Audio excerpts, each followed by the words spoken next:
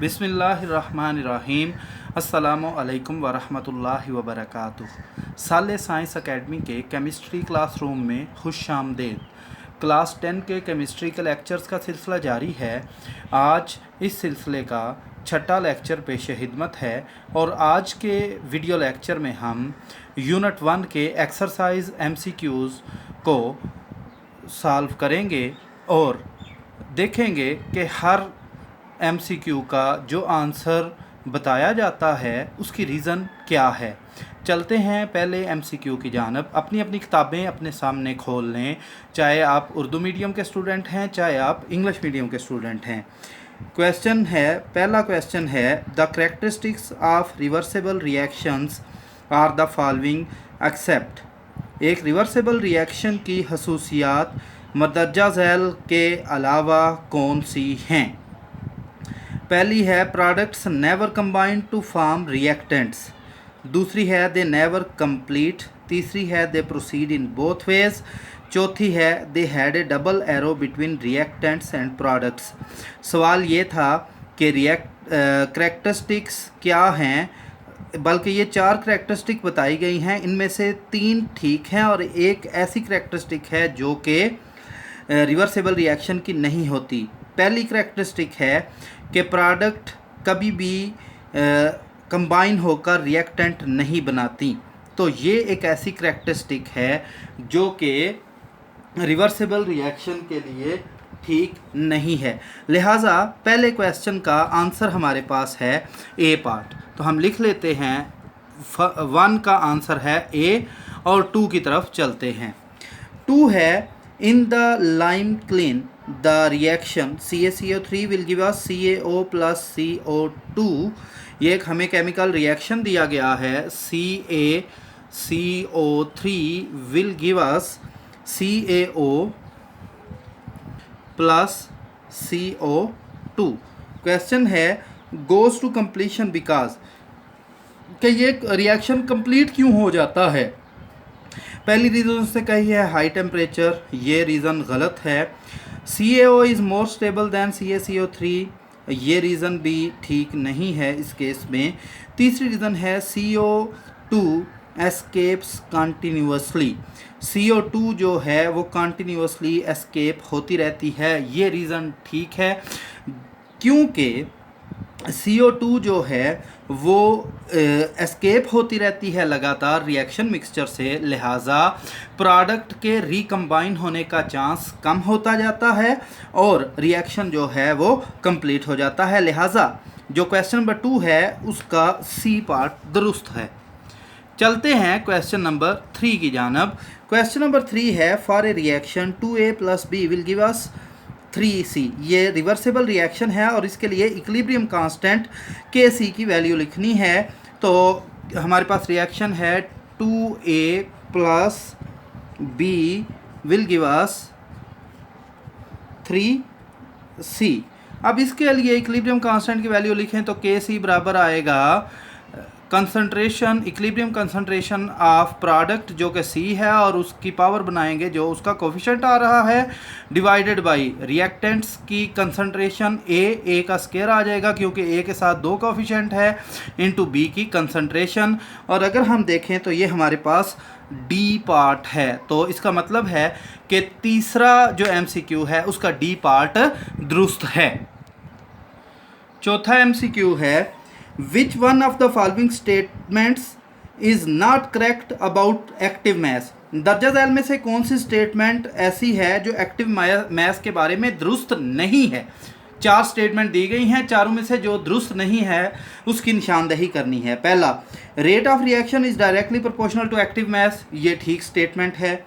Active mass is taken in molar concentration, ये भी ठीक है।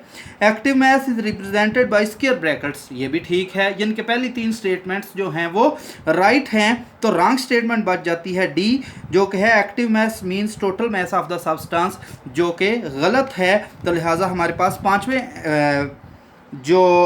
पांचवा MCQ है। बेसिकली ये 5वां MCQ था, तो 5वें MCQ का आंसर है डी पार्ट। अब हम चौथे MCQ की तरफ चलते हैं। When A system is eight equilibrium state एक सिस्टम इक्विलिब्रियम स्टेट में होता है कब? The concentration of reactants and products becomes equal, जब रिएक्टेंट और प्रोडक्ट की कंसंट्रेशन इक्वल हो जाती है, ये रॉन्ग है। The opposing reactions forward and reverse stop, ये भी रॉन्ग है। The rate of reverse reaction becomes very slow, ये भी रॉन्ग है। Rate of forward and reverse reaction becomes equal, forward और रिवर्स रिएक्शन का रेट बराबर हो जाता है तो सिस्टम उस वक्त इक्विलिब्रियम स्टेट में होता है। तो चौथे का भी डी पार्ट जो है वो दुरुस्त है। छठे की तरफ चलते हैं क्योंकि पांचवा हम ऑलरेडी कर चुके हैं।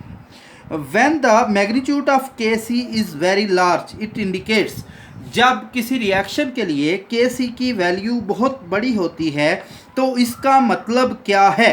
इसका मतलब ये है, हम पीछे टॉपिक में भी पढ़ चुके हैं, reaction mixture consists of almost all products, यानी रिएक्शन मिक्सचर के अंदर तकरीबन सारी की सारी प्रोडक्ट्स ही हैं और ये हमारा जवाब सही है। तो छठे का ए पार्ट जो है वो दुरुस्त है।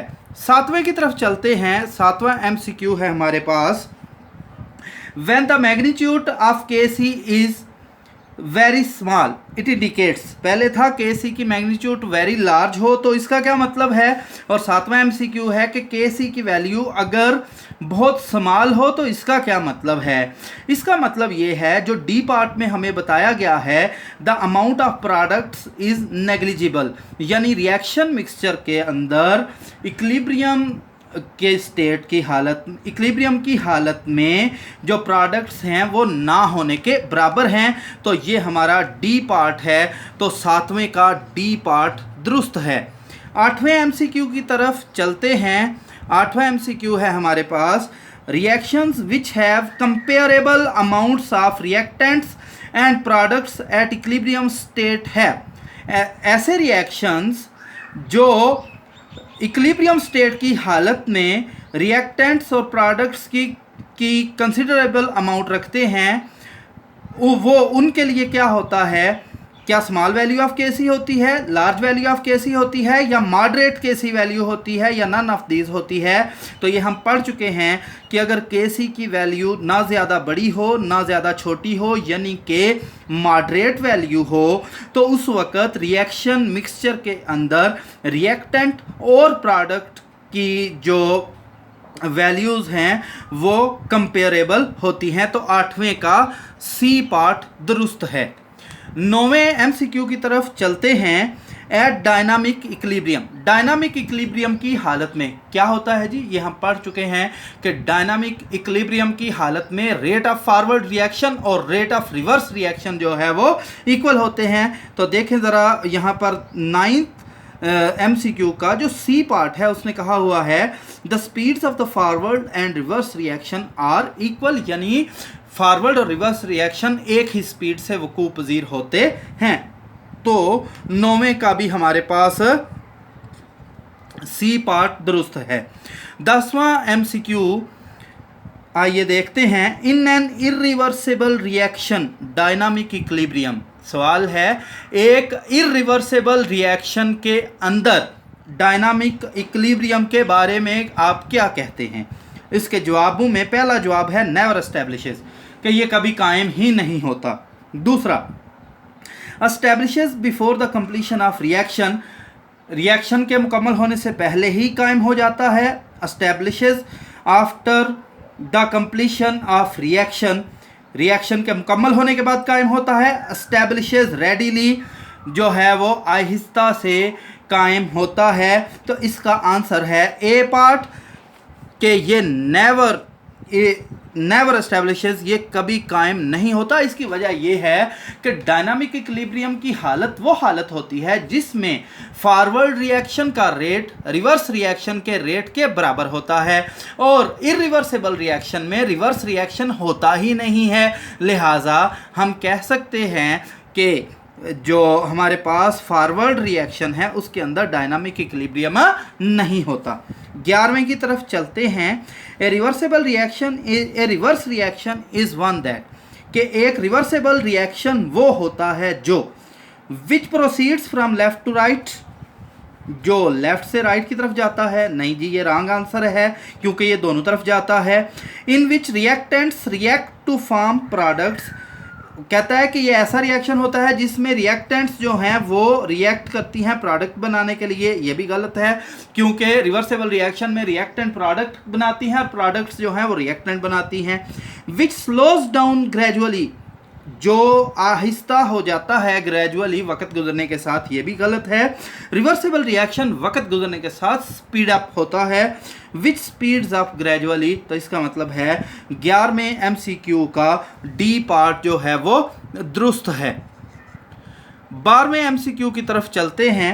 12वां MCQ है nitrogen and hydrogen were reacted together to make ammonia, N2 + 3H2 will give us 2NH3 और Kc की वैल्यू भी दी गई है 2.86 मोल -2 DM6। सवाल ये है कि in which will be present at equilibrium mixture, equilibrium की हालत में कौन कौन सी चीज़ इनमें प्रेजेंट होगी? क्या सिर्फ NH3 प्रेजेंट होगी या बी पार्ट में N2 H2 और NH3 होगी या N2 और H2 होगी या H2 होगी? तो याद रखें, अगर हम Kc की वैल्यू देखें तो ना ये बहुत लार्ज है ना ये बहुत स्मॉल है। तो हम पढ़ चुके हैं कि अगर Kc की वैल्यू ना बहुत लार्ज हो ना बहुत स्मॉल हो तो रिएक्शन मिक्सचर के अंदर प्रोडक्ट्स भी होते हैं और रिएक्टेंट्स भी होते हैं। तो इसका बी पार्ट जो है वो सही है कि एट इक्विलिब्रियम रिएक्शन मिक्सचर के अंदर N2 भी होगा, H2 भी होगा और NH3 भी होगा। तो हम लिख सकते हैं कि 12 MCQ का आंसर है बी पार्ट।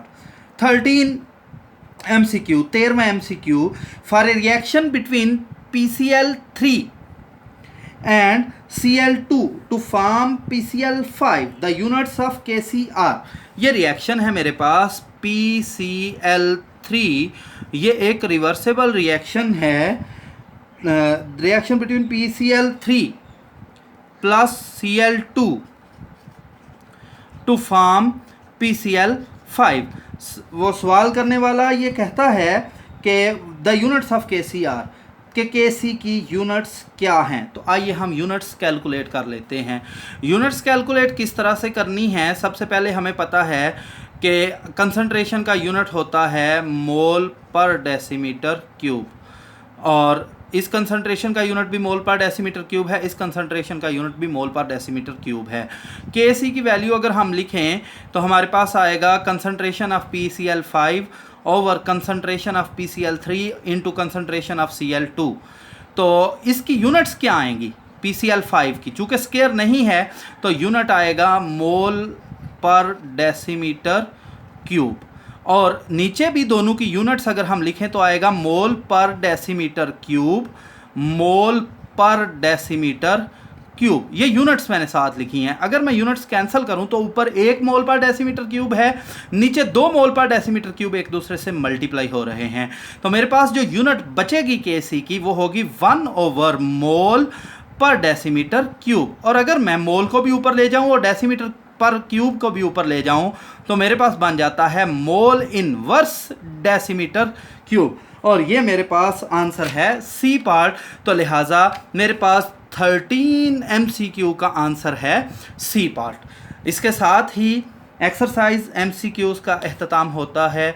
उम्मीद है आपको लेक्चर की अच्छे से समझ आई होगी। इस तरह करें आप लोग, अगर कोई चीज़ समझ नहीं आई तो कमेंट बॉक्स में आकर ज़रूर बताएं, और वीडियो को अपने जानने वाले क्लास 10 के केमिस्ट्री पढ़ने वाले तमाम स्टूडेंट्स के साथ शेयर करें, चाहे वो इंग्लिश मीडियम के हों चाहे वो उर्दू मीडियम के हों। और साले साइंस एकेडमी का फेसबुक पेज और यूट्यूब चैनल लाइक करें और सब्सक्राइब करें, और बेल आइकन को प्रेस करें ताकि आपको हर नई वीडियो की खबर मिल सके। उज़ैर अहमद की तरफ से अगले वीडियो लेक्चर तक आप सबको अल्लाह हाफिज़। मिलते हैं अगले लेक्चर में।